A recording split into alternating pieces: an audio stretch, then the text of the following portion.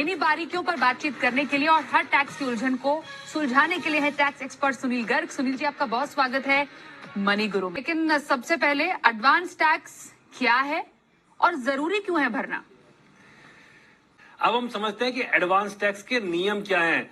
बहुत ही सरल नियम है, बहुत ही सहज नियम है, बहुत आसानी से आप समझ सकते हैं।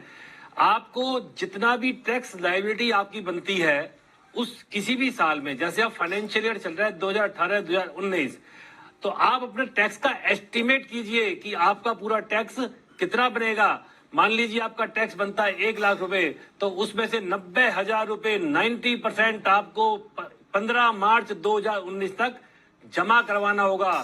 और वो 4 इंस्टॉलमेंट में जमा करवाना होता है, 15 जून, 15 सितंबर, 15 दिसंबर और 15 मार्च। तो इसलिए 15 दिसंबर की इंस्टॉलमेंट है, जमा करवा देना चाहिए। तो एडवांस टैक्स भरने की तारीख जिस पर अभी चर्चा की सुनील जी ने, अलग अलग किश्तों में सुनील जी, मतलब 15 जून तक 15% जी आपने बताया, 15 अक्टूबर तक 45% जी, दिसंबर 15 जिसकी अभी हम बात कर रहे हैं 75% और मार्च 15 तक पूरा 100% एडवांस टैक्स देना पर इसमें स्वाति करना ये होता है, लोगों को ये कंफ्यूजन होता है। अगर आपका, मैंने जैसे पहले बताया था कि टोटल लाइबिलिटी टैक्स की मान लो 1 लाख रुपए है पूरे साल की 18-19 की, तो आपको 90,000 रुपए एडवांस टैक्स जमा करवाना है। तो 15% का मतलब हो गया 13,500 रुपए आपको 15 जून तक, और 15 सितंबर तक आपको करवाना है 40,500 रुपए, यानी 13,500 आपने जमा करवा दिया तो डिफरेंस जमा करवा दीजिए। और अब 15 दिसंबर तक 67,500 जितना आपने करवा दिया है उसमें से उतना पैसा बैलेंस करके आपको 15 दिसंबर तक जमा करवाना होगा, और बाकी बैलेंस अमाउंट आपको 15 मार्च तक जमा कर देना चाहिए। और ये नहीं किया तो क्या होगा, इस पर भी हम चर्चा करेंगे। लेकिन एक बहुत बड़ा सवाल हमारे पास आता है कि कौन कौन इसमें शामिल है, कौन शामिल नहीं है एडवांस टैक्स के दायरे में, ये तो आप बताइए। लेकिन सबसे पहले क्योंकि हमें अभी जानकारी मिली, एक सीनियर सिटीजन हमसे पूछ रहे हैं कि क्या उनको एडवांस टैक्स से राहत है? बिल्कुल राहत है, सीनियर सिटीजन को एडवांस टैक्स से राहत है। उनको एडवांस टैक्स नहीं जमा करवाना होता, और धारा है 207(207). लेकिन आपको ध्यान रखना है, अगर सीनियर सिटीजन बिजनेसमैन है, अगर वो व्यापार करता है या किसी फर्म में पार्टनर है, तब वो एडवांस टैक्स के दायरे में आ जाते हैं। और स्वाति, जैसे हमने बताया, सबको एडवांस टैक्स जमा करवाना है। जिस भी असेसी की टैक्स लाइबिलिटी 10,000 रुपए से ज्यादा है, 10,000 रुपए से केवल, वो एडवांस टैक्स के दायरे में आते हैं। लेकिन 10,000 रुपए कौन से? आपके पास जितना टैक्स है उसमें से आप टीडीएस के पैसे निकाल दीजिए, जितना आपका टीडीएस कट गया।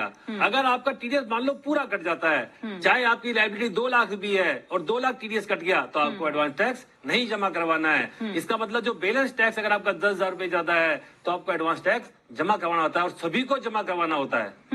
ओके, ठीक है, सभी को जमा करवाना होता है। सीनियर सिटीजन में आपने कहा कि उनको नहीं एडवांस टैक्स देना होता है। हाँ, अगर कोई व्यवसाय कर रहे हैं सीनियर सिटीजन तो एडवांस टैक्स के दायरे में आएंगे।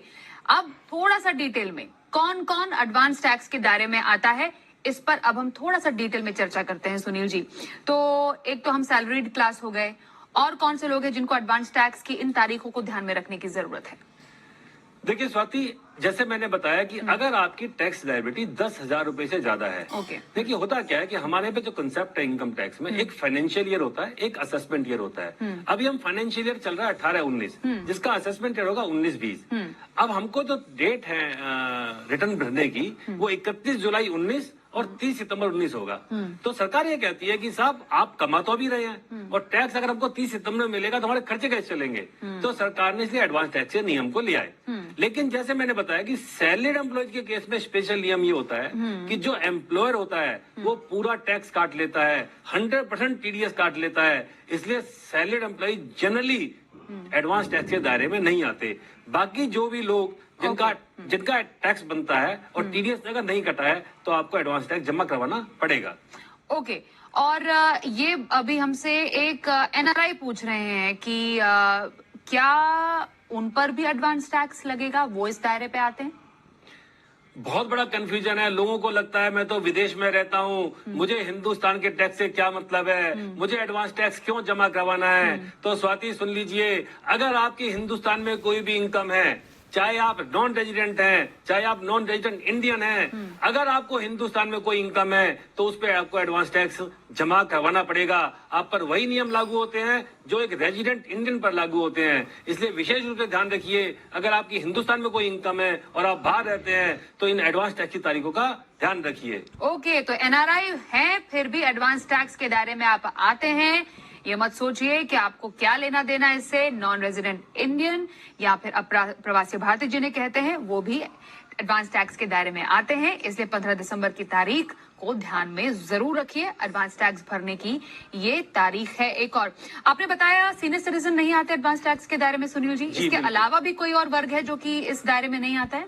नहीं, केवल सीनियर सिटीजन को ये छूट दी गई है कि आप एडवांस टैक्स के दायरे में नहीं आते हैं। अगर कोई अपना व्यवसाय है, व्यापार है, उसको करने पर बिल्कुल सेम नियम है जैसे कि बाकियों पर लगते हैं, जैसे बाकियों पर लगते हैं। ओके, अब ये सवाल आ जाता है कि एडवांस टैक्स की आपने कहा कि तारीख आगे बढ़ती है ही नहीं।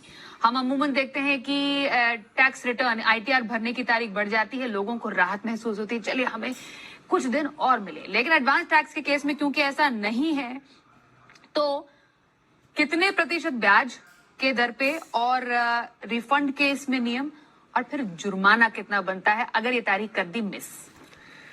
देखिए, एडवांस टैक्स अगर आपने टाइम पर जमा नहीं करवाया या आपने कम जमा करवाया, जो इंस्टॉलमेंट हमने बताई 15, 45, 75 और 100% वाली, तो आपको हर क्वार्टरली 1% मासिक 12% वार्षिक की दर से आपको ब्याज देना पड़ता है। नंबर एक बात तो ये हो गई, तो 12% का ब्याज आपको देना पड़ेगा।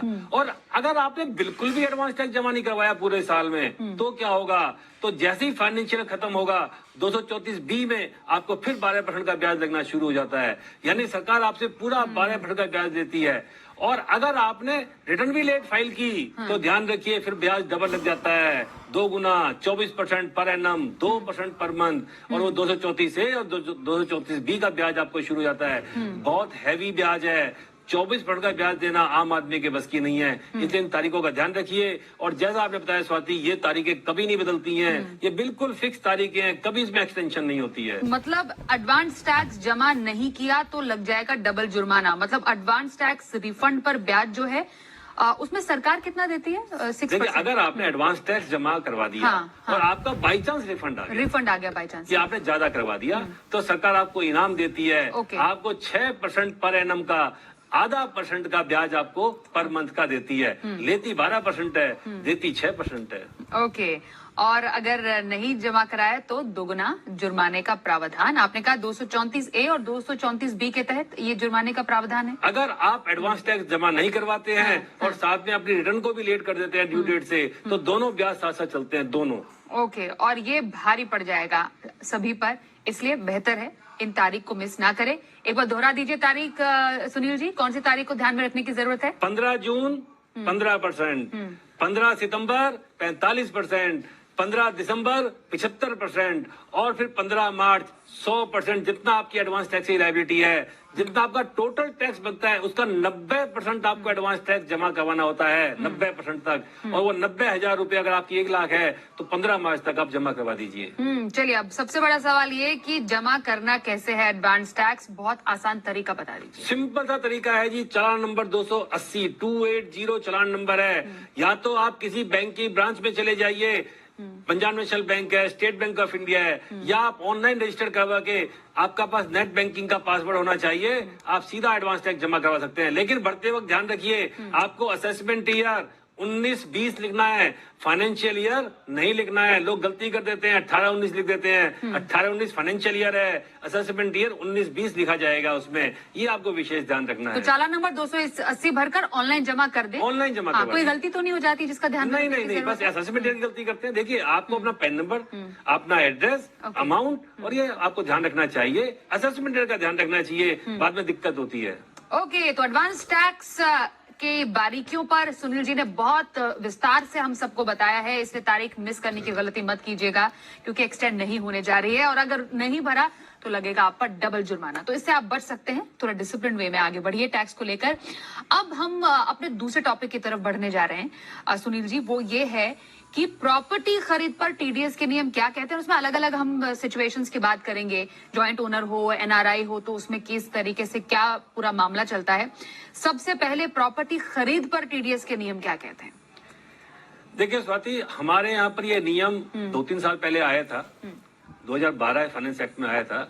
अगर आप प्रॉपर्टी परचेज कर रहे हैं, कोई भी immovable property, land, building, flat, तो आपको 1% टीडीएस काटना है। और ये काटना किसको? जो पेमेंट कर रहा है। पेमेंट कौन करता है?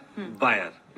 तो जो बायर है उसको 1% टीडीएस काट के जमा करवाना होता है। सपोज आपकी प्रॉपर्टी आपने 2 करोड़ रुपए की परचेज की है, तो 2 लाख रुपए आपको टीडीएस काट के जमा करवाना पड़ेगा। ये बायर की जिम्मेवारी है, सेलर की नहीं है। Okay. और कंडीशन एक है कि 50 लाख रुपए से ज्यादा उस प्रॉपर्टी की वैल्यू होनी चाहिए। अगर 50 लाख रुपए ज्यादा उस प्रॉपर्टी की वैल्यू है, तो बायर को 1% टीडीएस काट के जमा करवाना पड़ेगा। और आजकल तहसीलदार जो रजिस्ट्रार हैं, वो भी रजिस्ट्री के टाइम आपसे एक सर्टिफिकेट मांगते हैं कि आपने इस पर टैक्स जमा करवाया है या नहीं करवाया है। ओके। और किसी तरीके का कोई